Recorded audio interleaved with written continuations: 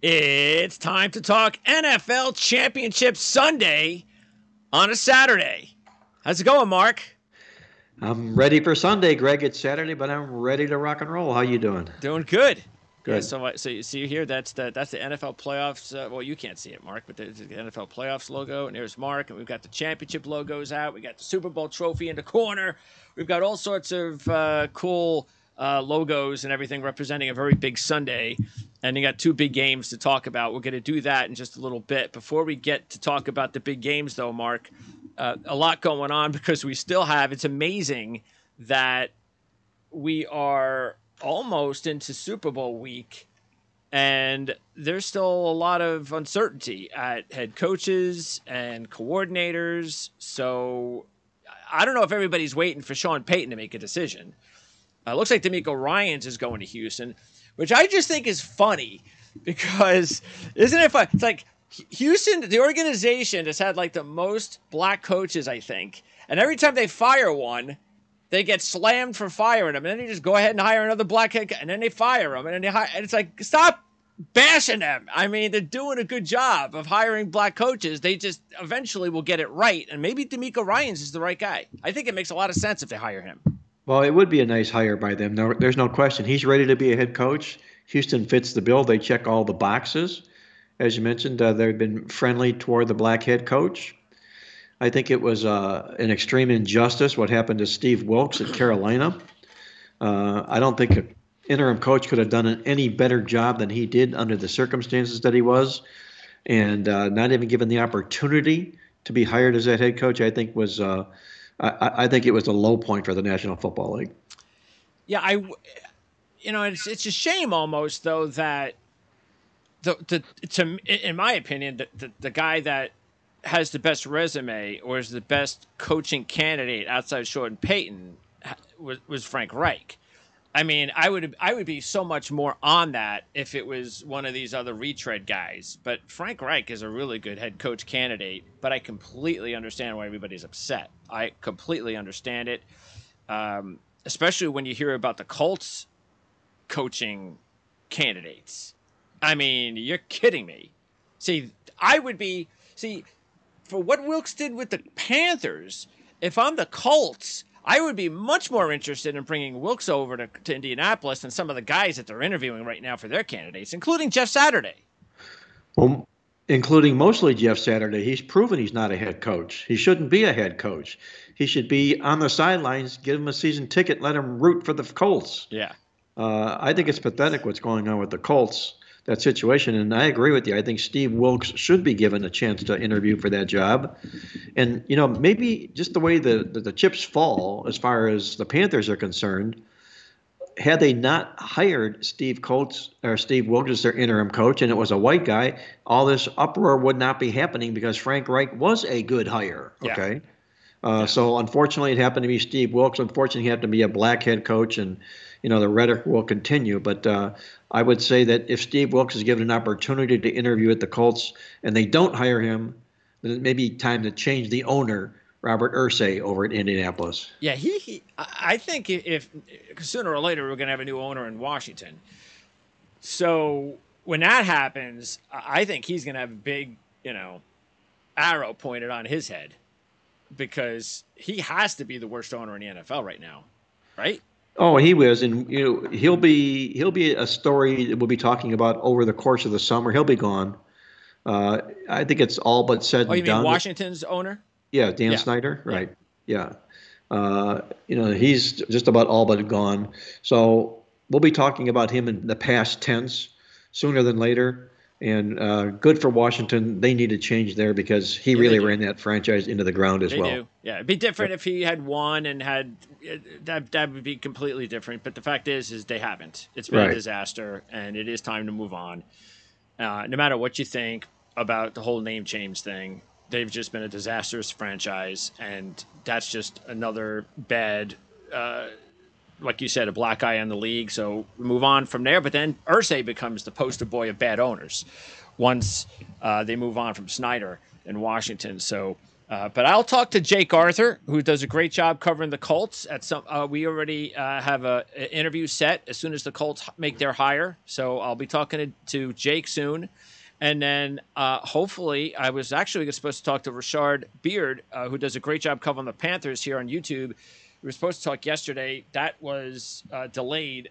So I'm hoping to talk to him in the next couple of days.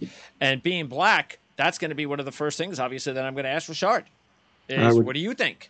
Because you got a really good offensive coordinator, black head coach. Tell me what you think. As a big Carolina fan, I can't wait to talk to Rashard about that.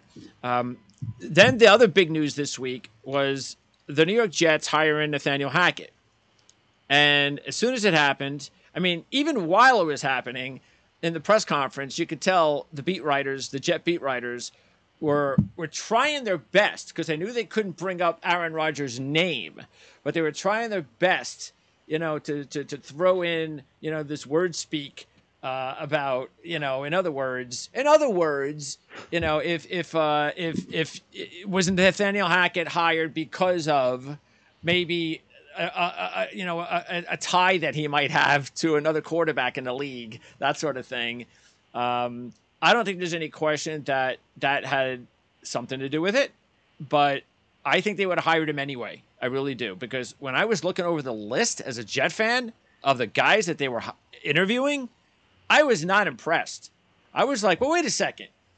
We just got rid of LaFleur, which I'm all for because of the fact that I've been preaching for months they need to bring in an experienced either quarterback coach or offensive coordinator, because look what Brian Daboll has done in the same town with Daniel Jones. Look what Doug Peterson has done with Trevor Lawrence. And what have you done for Zach Wilson?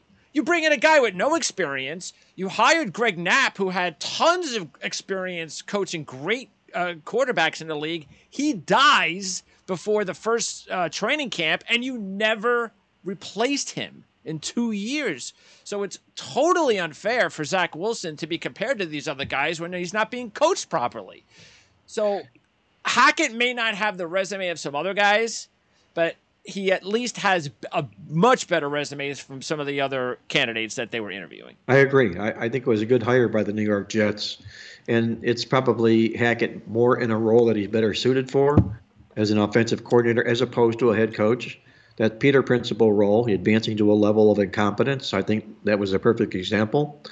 And I wonder if the New York Jets were able to reel in Aaron Rodgers, what it would take to do just that. And I would think that if it involved a trade of sorts, it would. You would likely see Zach Wilson on the Green Bay Packers. Well, I don't know about that because they have Love. And that's what I'm saying. That would give them a nice 1-2 battle. Okay, Love looks like he's ready. Wilson looked like he had potential. He didn't develop. He didn't get there. But if you're going to roll your dice with Jordan Love, you better have somebody waiting in the wings just in case, because he's still unproven. Sure. And at least Wilson would bring some experience with them. So I wouldn't be at all surprised if that happened, if Wilson went to Green Bay, if Rodgers shuffled off to New York. Yeah, that could be a possibility. I think the other possibility, of course, also is that there is supposedly a relationship that has already been there from what we've heard between Rodgers and Zach. They've had this relationship ever since they scrimmaged in his rookie season. They still talk. And the fact is that there are people that are hoping that if Rodgers does get traded there, that this would be the perfect situation for Zach. Sit behind Aaron Rodgers, just like Jordan Love did. Now, you've already got 2 years of starting experience ahead of Love. Yes, your contract will run out by time. Probably it's time for them to make a decision, but they could always just re-sign Zach and say, okay, we'll give you another couple of years, when Aaron Rodgers is ready to retire. And then maybe Zach would be, because the kid's only 23 years old. I mean, that's the thing I think a lot of people lose sight on. Sure. He's not 25, 20, he's 23 years old, and he started in the league for 2 years, and he's got tremendous potential and athleticism. And I just can't see Joe Douglas giving up on him unless that's part of what the Packers want in the trade. And it's something that if I don't get Zach, we don't want the deal. I think that would be a part of it. I really do. Wilson was highly immature when he was drafted. We saw that. It was evident.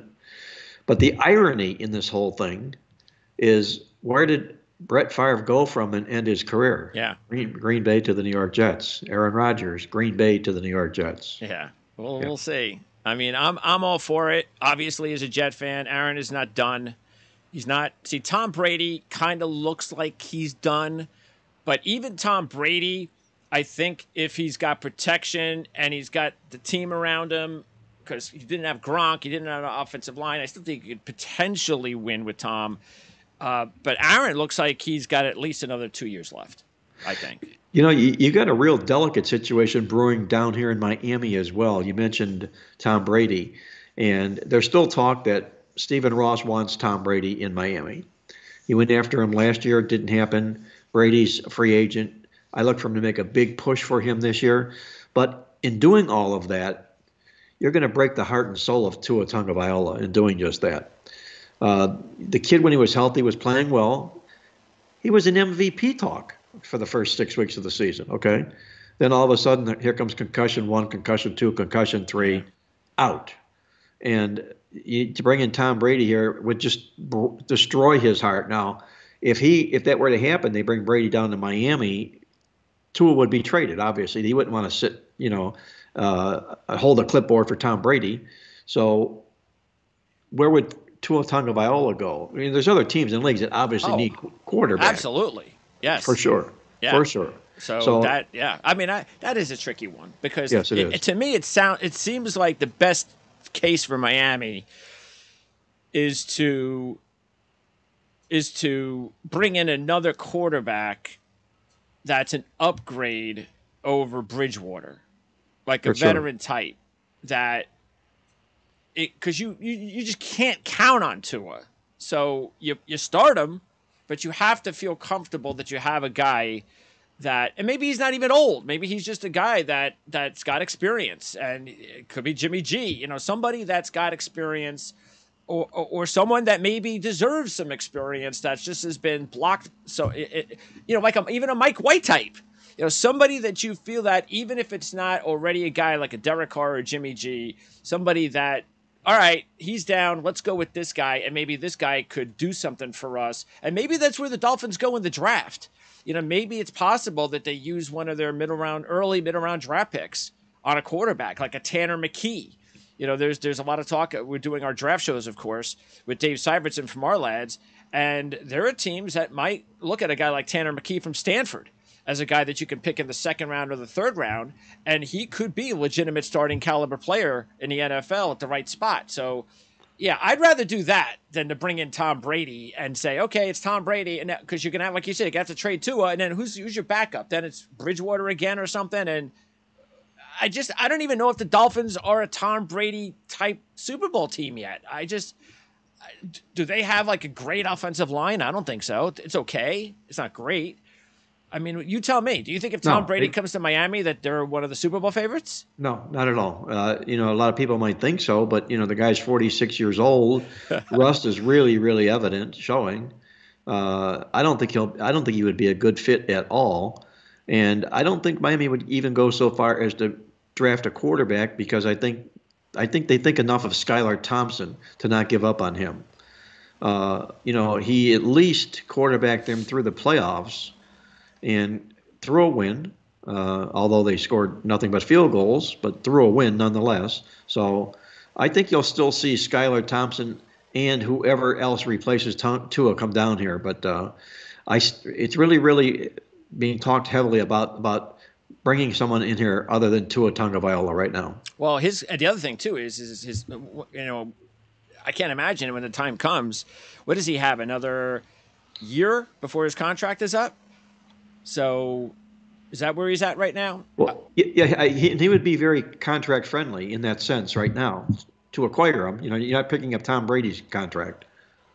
No, and I guess taking a look. So because what I wouldn't want to do is let's see, he was drafted in 2020. So 20, 21, 20. So he's going to go into his fourth year. So he's actually going into.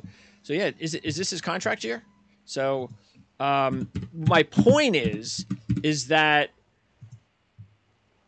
you can't give him a contract based on his injury situation either. So he's going to be in a situation where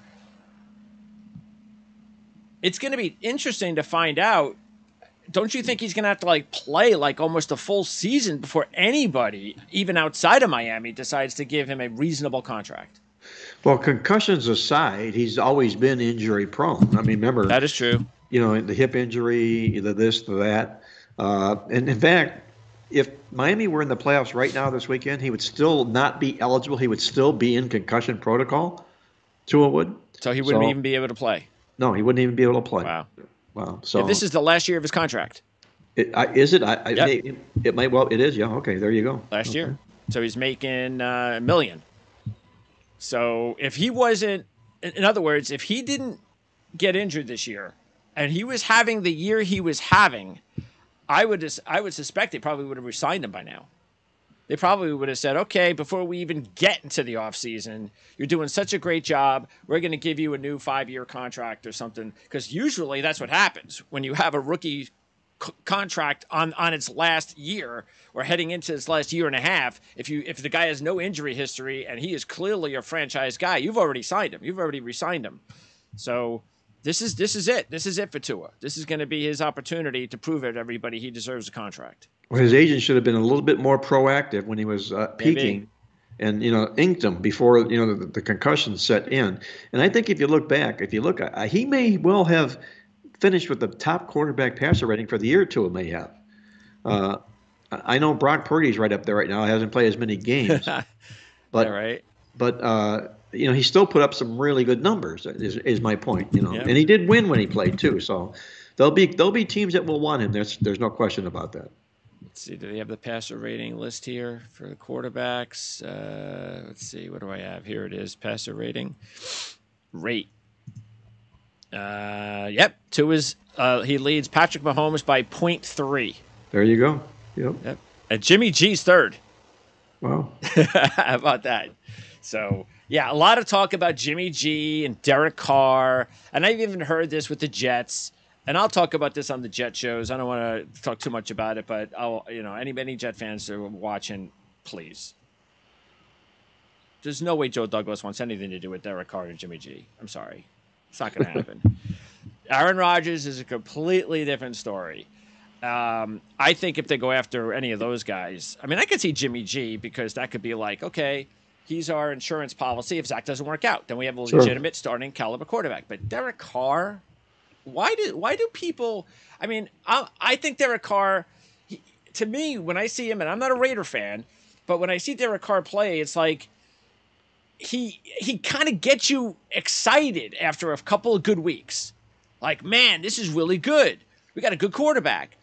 And then he has these really bad weeks. It's almost like he's a little bit better version of a Ryan Fitzpatrick. A guy who has these, really good stretches and then really bad stretches.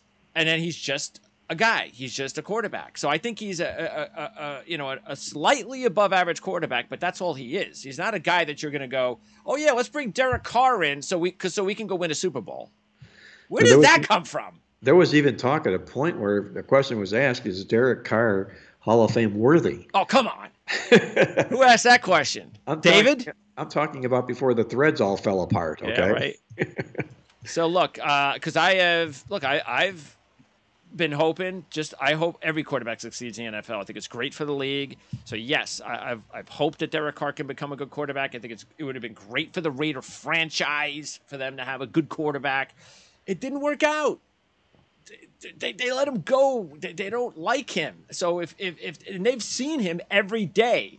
So what do you think when and I know it's new, the McDaniels is new and the GM is new, but hey, fresh eyes. And if they don't like him, I don't know why you would think that another team would like him as well. Imagine Tom Brady and Aaron Rodgers in the same division next year. Yeah, that would be a story. Yes, it would. That would be funny. Okay, I'd laugh because I'd have Aaron Rodgers.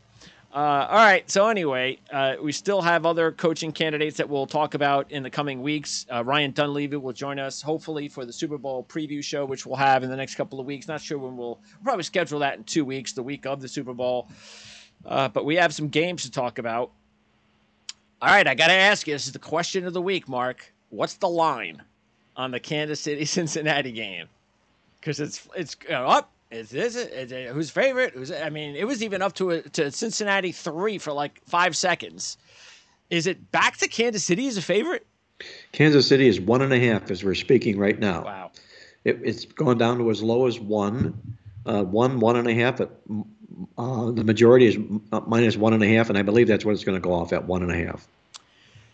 Well, and I heard on your show, Playbook Experts, I heard Andy talk about his future wager with Cincinnati. So I have something similar, but I just made those bets, as you know. We talked about it like about 6 weeks ago. So I have from they were at 9-1. I put $30 total to come out to no, I think more than that, $50 total. So it comes out to like 500.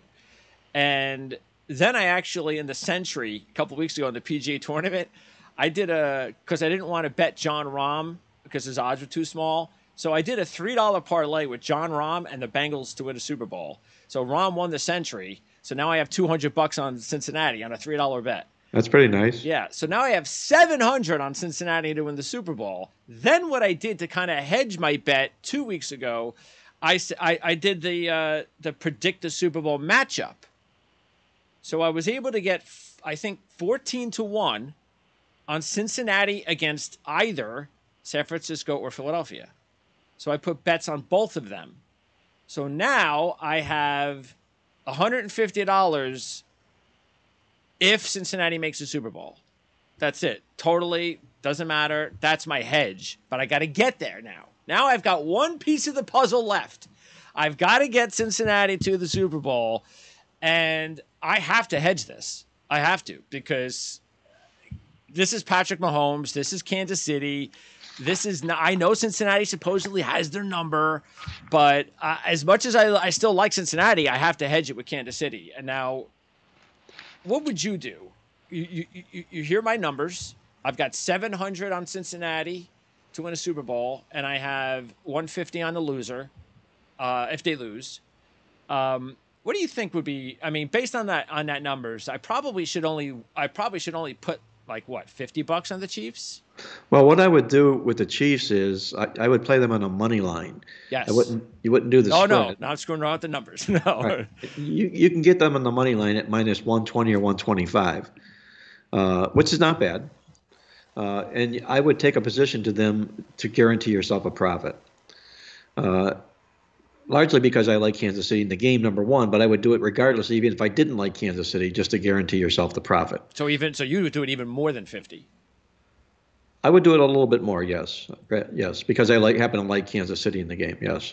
So okay, so really, if you look at it, I could do like either 100 or 150, and then the way I look at it is that if the Chiefs don't win and the Bengals do win, and the Bengals win the Super Bowl, then I'm still coming out. Probably about $450 after wagers.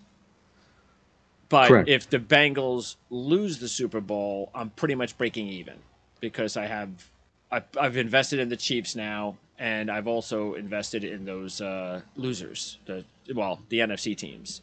So I see what you're saying. The good thing is you can break even. Nothing risked, nothing gained. Yeah. So why worry about making $50 or $75? Just go for it. And make sure that you actually make something. I have something sort of similar working with San Francisco in that I bet them to win the Super Bowl, but I got them at 13-1. Okay. And that's a pretty nice little play for the price that they are right now.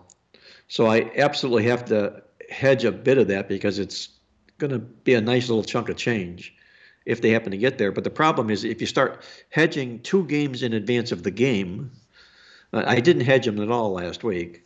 But yeah, now, too early. Yeah. if you hedge this week and then you got to hedge in the Super Bowl itself, then you're giving half of your position away. Yeah. And you're giving a half of a position away at 13-1, which is a really healthy position to be in. Okay. It's like It's like getting a mortgage at 2%, and why would you ever give that up for a current 5.5% mortgage? You wouldn't. Sure. You just sit on it. You know what I mean? And what about the possibility of even monitoring in this round the live betting? Let's say the Niners get off to a 10-0 lead, and now you've got some money in your favor, good money in your favor. Does that make it even more for you to say, okay, I'll throw a little bit more money now on the Eagles because I'm getting maybe if they're down 10-0, maybe you're getting 250 on the money line. Yeah, as opposed to having to lay with them. Right, exactly. I'm not a big in-game player, and largely because it all changes Oh throughout the yeah, course of the game, up and down, up and down, up and sure. down. And all that matters is you're still left at the end of the game with the ticket that you had. And if you end up blowing, $400 or $500 in your in-game playing, Oh yeah. and you made a $400 or $500 play in the game, you've just salted that away by doing in-game playing. Yeah. Yeah, I So don't. I think in-game playing is only good for mostly hedging yes, because I do that in golf. Like if I have a couple of golfers or a golfer in the lead, and I did that a couple of weeks ago at the Century when Corey Morikawa. This is what I was talking about. This is where I got my wager. I just realized that. So Corey Morikawa was leading the final round by 5 strokes, I think 6 strokes. The guy he was a monumental favorite going into the final round. The guys that were in second place on the odds were guys like John Rahm at 14-1 to wow, win the event, and they were in second place. That's how. Oh, you're not going to catch Morikawa. He's a great player. It's an easy golf course. He's already 5-6 strokes up. It's not going to happen. So if you want to go ahead and take it, take it. And that's why I put like $3 on Rahm. I put a couple on this because I had Morikawa. Morikawa was supposed to pay me off, I think, like $300 if he won. So I thought, I'm going to win this, but I'll throw $10 on hedges. Why not? I'm getting 14-1 on Rahm. I'm getting 15-1 on this guy. So I put like $10 in live wagering, and it worked out. I didn't get the 300 I wanted, but at least now I'm getting closer to now it's 200 on the Bengals. At least I'm getting closer to it, like making up for it if the Bengals win the Super Bowl. But anyway, that was my point, is that I see where you're coming, and that's why I only like using the live wagering when I can hedge my bet. sure. All right, so you like the Chiefs. Again, I like the Bengals. This is no surprise.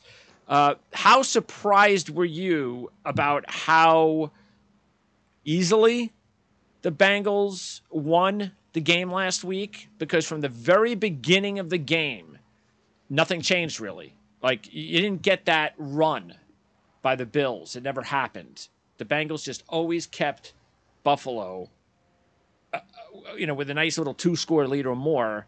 And how surprised were you about that? Well, I was stunned, obviously. I like Buffalo in the game. And to see Sean McDermott devote his whole entire game plan to just Jason Allen in the football game. I mean, it was all Allen. It was like nothing else, nothing else support, no other plays. It was ridiculous. And I can understand why Stephon Diggs went off at the end of the game. He got disgusted. He got disappointed. He was watching Joe Burrow and Jamar Chase put on a clinic. And they ran the ball for 160, 70 yards? Yes. Something the Buffalo Bills just won't do. When are they going to learn? They've got to run the football a little bit and take some pressure off this kid. Exactly. It was all on Jason Allen in the football game. There was a point in the game, it might have been late in the first quarter when they were down 14-0, and Allen had Diggs open, and he overthrew him. And if Diggs catches the pass and he scores, it's 14-7, and you've got a ball game. It didn't happen, and from that point after, signed, sealed, delivered, it's done. But the bottom line here is Cincinnati played arguably their best game of the season. Yeah. And they couldn't play better than that. Yeah. No, they couldn't. And I had reservations. The reservations that we talked about before about how they played against other fellow playoff teams. They've been outyarded soundly in all those other football games, and they rose to the occasion in this particular football game. I think what if I'm Kansas City and I'm Andy Reid, I think my game plan, what I have to do here is I have to make sure I put a lid on Cincinnati right out of the gate. And I'm saying that because the last 5 games, Cincinnati has outscored their opponents 46-0 in the first quarter. Kansas City cannot afford to fall in that kind of a hole.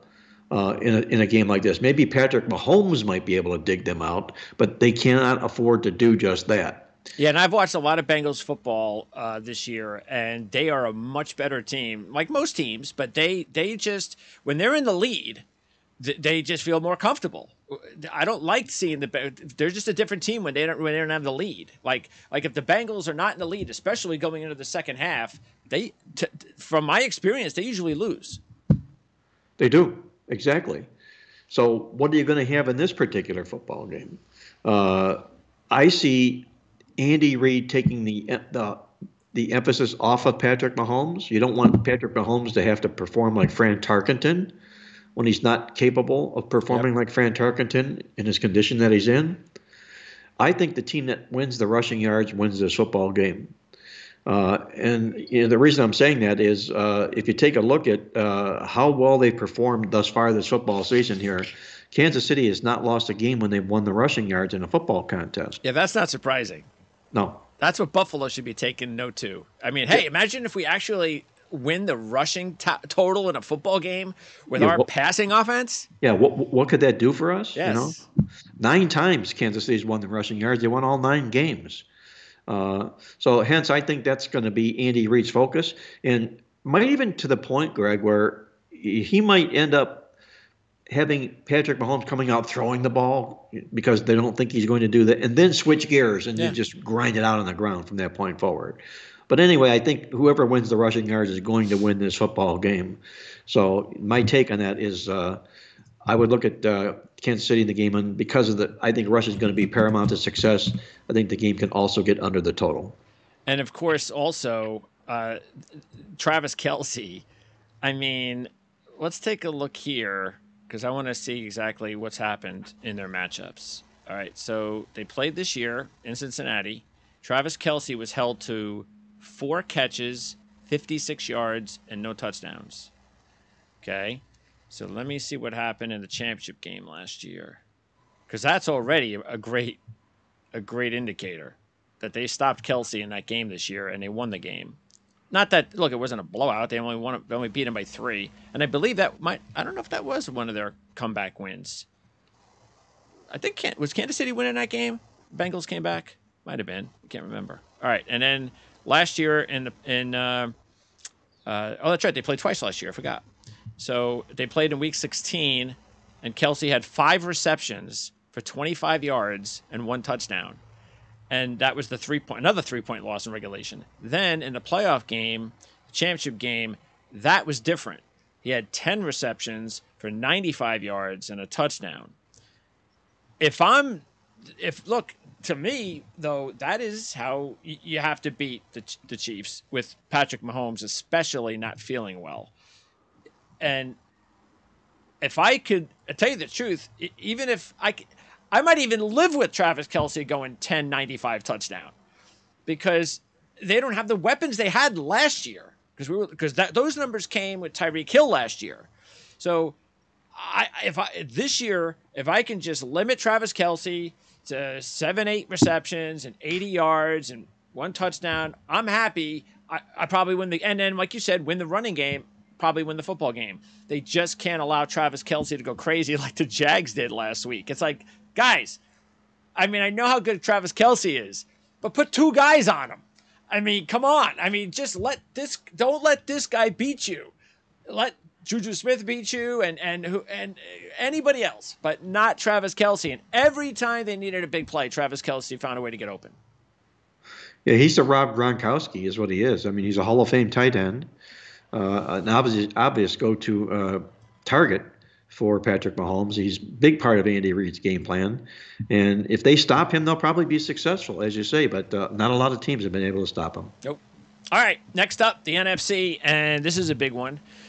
So you have the 2 teams that we kind of figured would be here when we did our playoff preview. We kind of figured it would be the Eagles and the Niners, just because of the fact that, as we said at the time, those 2 teams were like the other 4 or 5 really good AFC teams. Those were the 2 of the best teams in the NFL. And then you had the rest of the NFC were really just mirages. And that's exactly how it played out. Even with Brock Purdy at quarterback, But now we're getting into a situation, though, where I would be a little bit more concerned if I'm on San Francisco, because Jalen actually came out and played really well. And we weren't sure if that was going to happen. That was the big if. The injury. How would he play? He passed the test. Now Brock Purdy has to elevate his game. I don't think San Francisco can beat the Eagles the way they've won these last two games, especially the Dallas game. Purdy isn't giving the game away. That's great. But they're not really getting a whole lot in the passing game. Kittle made some big-time plays, no question. They're going to have to run the ball. But what happens if the Eagles just go, hey, they're a good defense. We're stopping that run. You are not running the football. Then it's up to Brock Purdy. And I think the best chance San Francisco has, and we talked about this, is the Eagles are going to have to feel the pressure of being at home, expected to win. It's not an easy place to play. The fans have high expectations. And get off to an early lead and maybe get the crowd nervous. That, I think, is the way San Francisco wins the football game. Well, I would use the Lee Corso phrase here about Brock Purdy and say, not so fast, my friend, okay?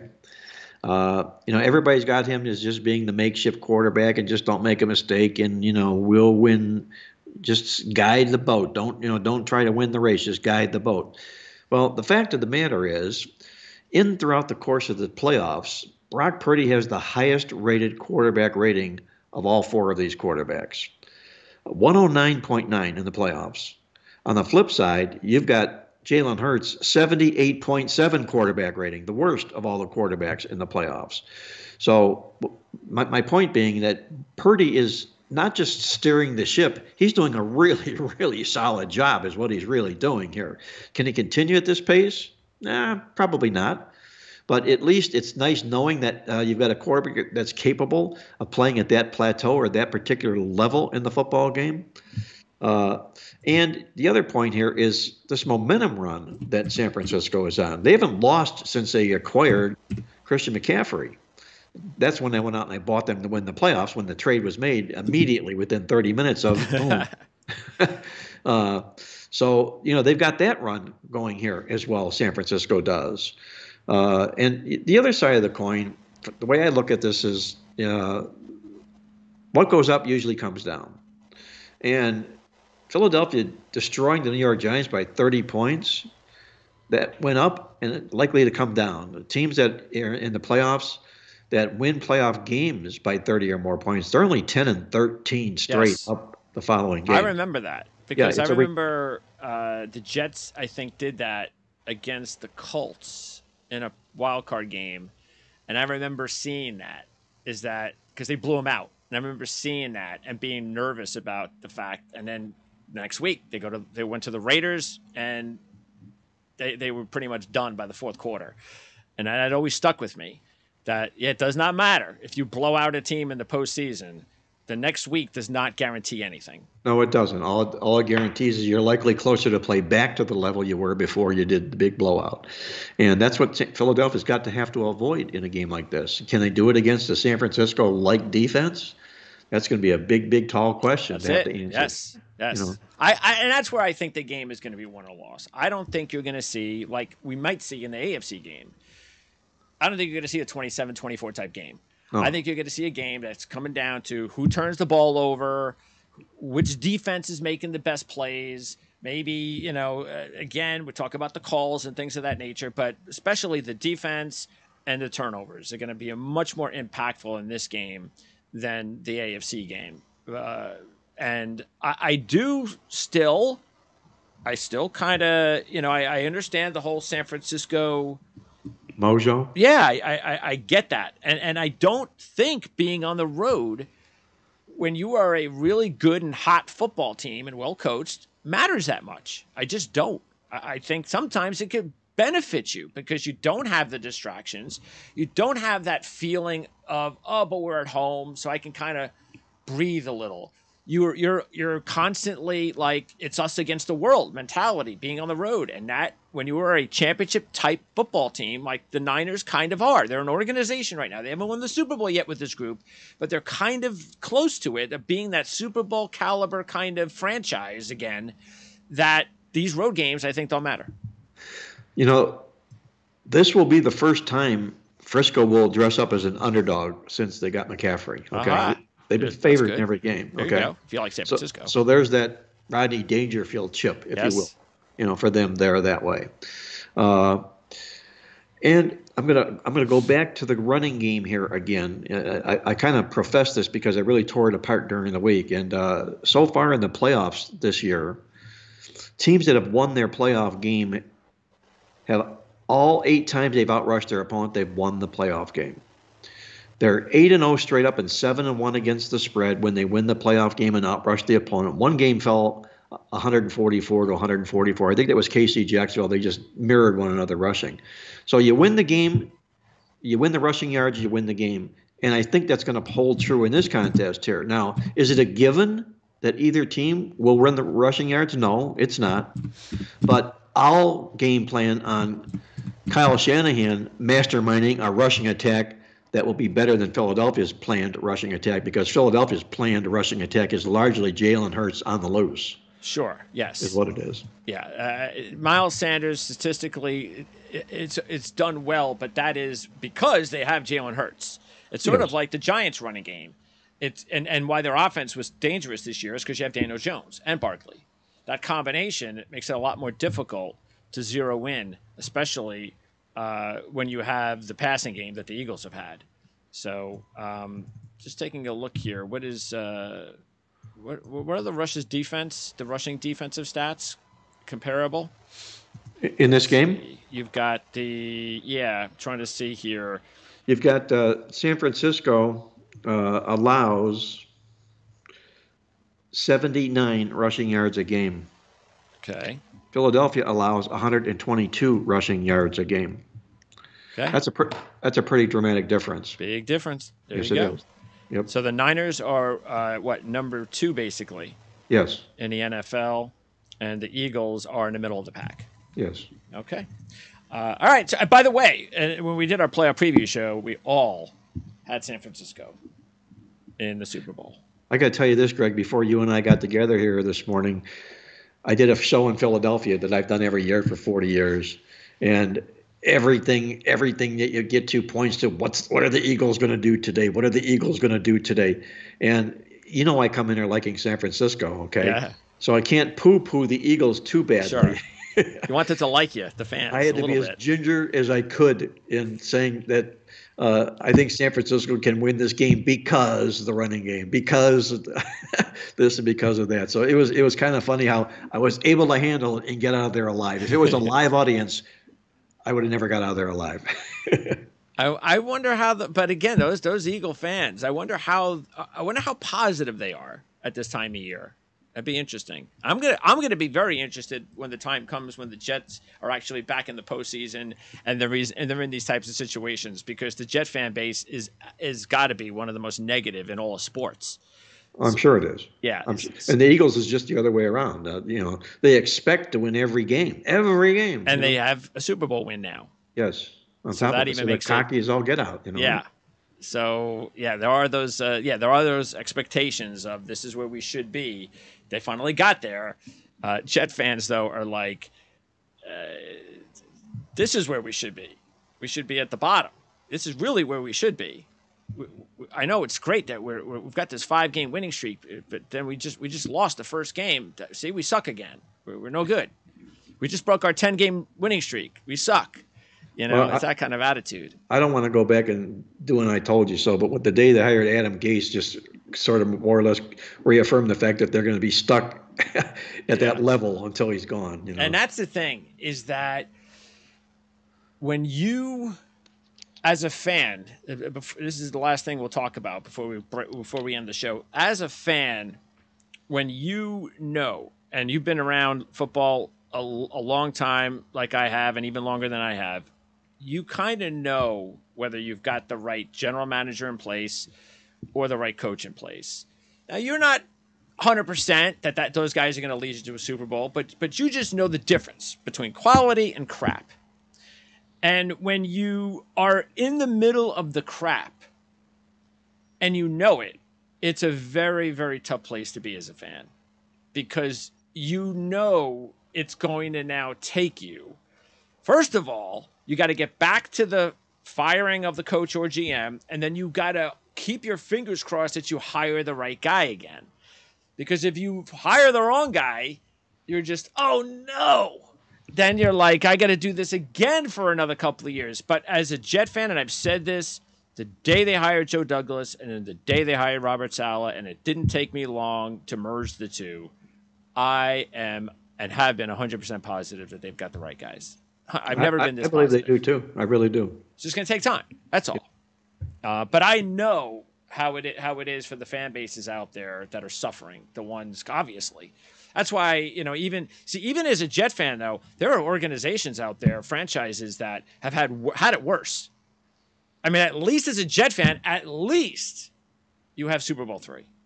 So at the very least, and really get back these last 11 years, they were an okay franchise.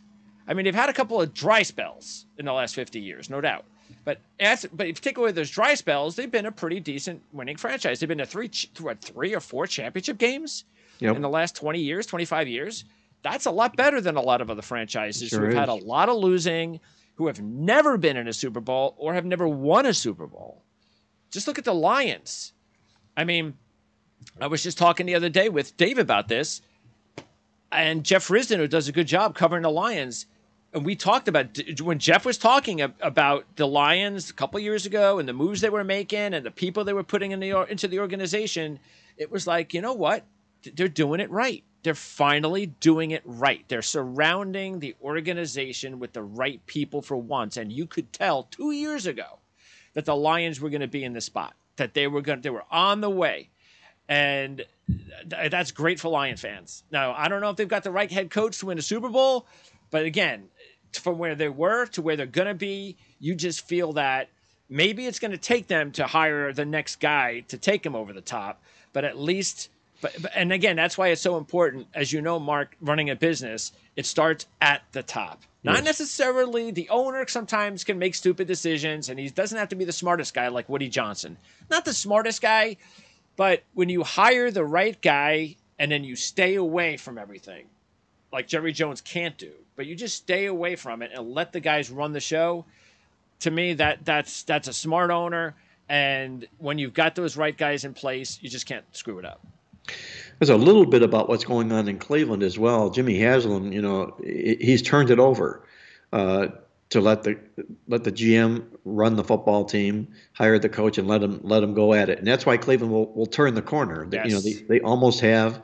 I think the Deshaun Watson thing will obviously improve next year. Now that he's got some games under his belt, maybe a little less of the heat is off of him in that sense. So you're right about that.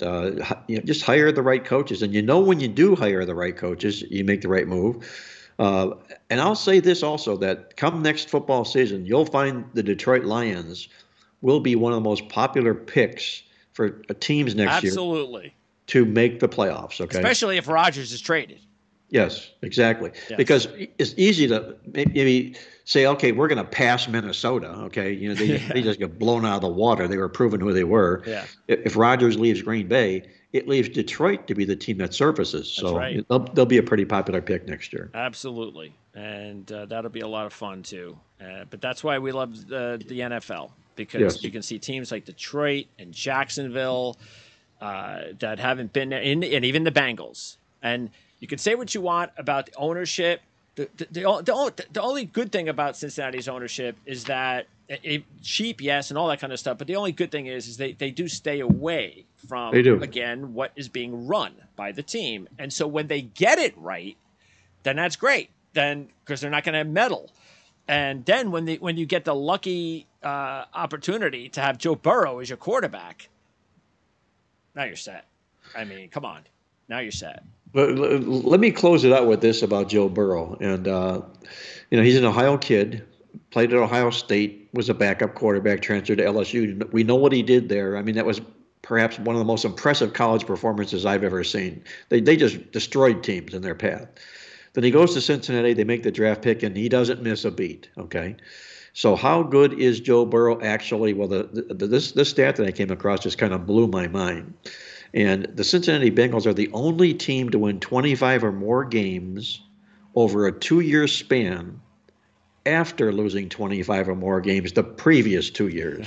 Okay. And so who? It's happened with who? Joe Burrow. Yes, that's right. Yes. See, that's the transformation we're talking about, and that's great. That's what you love about the NFL. And look, I've been on, obviously, as you know, from last year to this year. I'm putting my, see, because I've been there before. I was there with Tom Brady, and it was easy for me to get behind Tom Brady because I was a Michigan guy. So it was easy for me to buy in to what was going on with Brady at New England, even though he was a young quarterback and they were the underdog against the Rams and nobody counted on them. And ever since that first year and they won the Super Bowl and I was behind them, and that was early on in my broadcasting career, I was obviously with Brady almost the whole way. Obviously, I didn't pick him every big game, but it was like 80% of the time, 90%. Oh, it's Tom Brady, man. It's money Brady. I'm going with Brady. Yep. And that's how I've kind of sensed Burrow. And it's like, you know what? I'm just going to back this kid as much as possible. And I get a feeling that as long as they do that, he's going to make me a lot of money over my career. There's no question about that. And I'm doing this thing right now called a win report, WIN. And it's what's important now is what it means. WIN, what's important now. And I just ran a stat about Joe Montana and the fact that Joe Montana, when he won his 4 Super Bowls, he did throw an interception in any one of the 4 games. That's amazing. He had 128.0 quarterback rating in those games. But then you do the comparisons of the numbers of what Joe Montana put up and what Joe Burrow's putting up. They're running side by side. I mean, sure. That's who Joe Burrow is. Yes. Right. And now, though, the next step actually is, does he have a good enough, because Walsh was also a very good head coach. Is Zach Taylor kind of just going along with the ride, and he's a part of it, and he's not screwing things up, and he's done a good job, and he's definitely not screwing Burrow up, and he's not, if anything, I'm sure he's making him better. But is Zach Taylor, does he have the goods to be one of those coaches also that could say in 10 years, I've got 3 Super Bowl rings as a head coach, whether or not you want to say it's because of Joe Burrow or not? Is Zach Taylor a good enough head coach to win almost as much as Walsh did with Montana? Well, the parallel that I'll draw to that is this. Bill Walsh was obviously a great coach, okay? And did he help Joe Montana? Yes, he helped Joe Montana. Montana helped him. But the coach that I can make that comparison to is Mike McCarthy. Everything that he went up in Green Bay was with Brett Favre, Aaron Rodgers. Now he's with Dallas and choke, okay? Yeah. Because he's not that good of a head coach, okay? Sure. Yeah. So we're going to find that out about Taylor here sooner than later. Yeah, because they got to win. Right. And sooner, and that's the funny thing, though, is remember, they were very patient with Lewis. What were they in, like 8 playoffs, I believe? He was 0-8, first-round playoff games. And then they finally got rid of him. So just imagine how patient they were with a guy who never won a playoff game. I can imagine it's probably going to be, if this guy, even if he doesn't win a Super Bowl, like let's say that Chiefs keep getting back to championship games and Super Bowls and they don't win them, I don't think they're going to change the head coach. I think they're just going to eventually say, we'll win one eventually. We're okay if they win one. We'll get one. So anyway, keep that in mind too. But again, there are different people running the show now, but still, that's kind of been the MO of the organization. So, but maybe they get it off their checklist in a few weeks, and they don't have to worry about any of that anymore. Because that would be nice. Cincinnati has never won a Super Bowl. So it would be nice to kind of see that happen, if anything. All right, Mark, great to have you on as always. So back next week to talking on your Playbook Expert show. Actually, what will you be talking about? Is it going to be more college basketball next week, considering that there will be no football? Well, we're going to wean some basketball into it starting next week. Victor does a great job, Victor King. He publishes our totals tip sheet. He does a great job with the NBA, so he's going to share a lot of NBA information. We'll also be setting up the Super Bowl. Probably talking some early props. The week after the Super Bowl, we'll probably talk a lot of props. But it's always a fun time in between the Super Bowl because there's lots of information we can gather, and it will be, pardon my French, information that's worth knowing. Okay, Absolutely. it's what's important now. Okay, and that's All what we'll be right. talking about next week. And you and I will be talking college hoops too soon once the Yes. Super Bowl is in the rear view. So, like I said, I've already been doing my research. So I haven't even come close to completing it, but I'm getting ready. So once the table turns from football to March Madness, we'll have a lot to talk about even before March. We'll have a whole February and March, and I can't wait. I mean, it's a lot easier when when my team Rutgers, my state team, is doing so well. It makes it so much easier for me to get invested in college basketball, but I still love it. As much as I love college basketball, I just haven't felt the same in years with the NBA. I don't know. I just don't get that feeling anymore. You know, Because I Ron just Harper Jr. is not there. That's why. yeah. So anyway, Mark, we'll talk football again for a few weeks. We've got basketball on the horizon as well. Can't wait for that. Next time we talk to you though about football, we'll be talking Super Bowl here on the channel. Can't wait to do that, and we'll check you out again at Playbook Experts next week as well. I appreciate that, Greg. Be well, stay safe, and enjoy the games this week.